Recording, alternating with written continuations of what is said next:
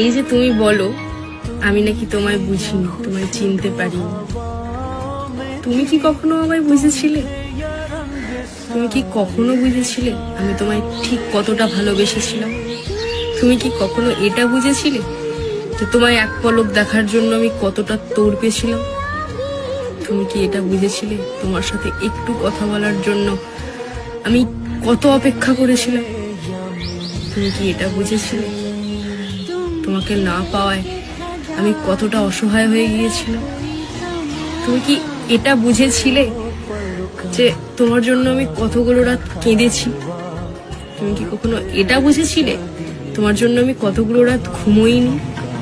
তুমি কি কখনো এটা বুঝেছিলে তোমার জন্য আমি কতগুলো দিন ভালো করে খাইনি? তুমি কি কখনো এটা বুঝেছিলে যে তোমাকে পাওয়ার জন্য আমি ঠিক কতটা তড়পেছিলাম?